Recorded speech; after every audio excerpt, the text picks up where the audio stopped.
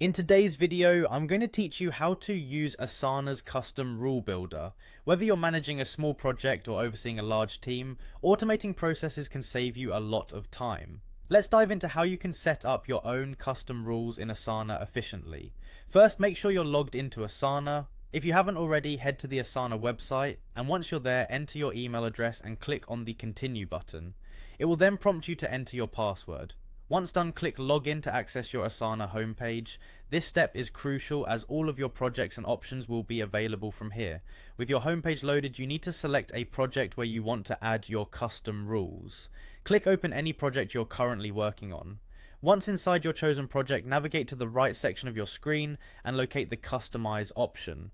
Clicking on this will open up a panel with various options that allow you to tailor your project view and function. Within this customization panel, look for the option to add a new component and select Rule. This section enables you to specify behaviors and sequences that can automate your workflow, ensuring tasks move smoothly through their life cycles without manual intervention. Now move on to create a custom rule by clicking Create Custom Rule. It brings up a rule building interface where you start with setting a trigger. A trigger is the condition that needs to be met for the rule to activate. Choose the trigger that best aligns with your workflow needs. This could be anything from a task being completed to a due date being set. Once you've defined your trigger, the next step is to set the action or result outcome.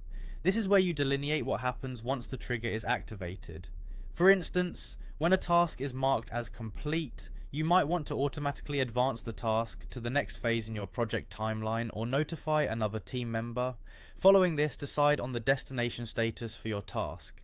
This tells the system where to place the task once the action is executed. It can help keep your projects organized and ensure everyone on the team is aware of task statuses.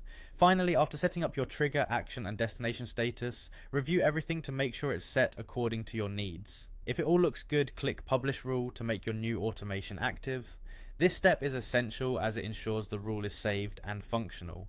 You've now successfully created a custom rule in Asana, paving the way for more efficient project management. Remember, with automation, you're not just saving time, you're creating consistent workflows that drive productivity and clarity in your team's operations.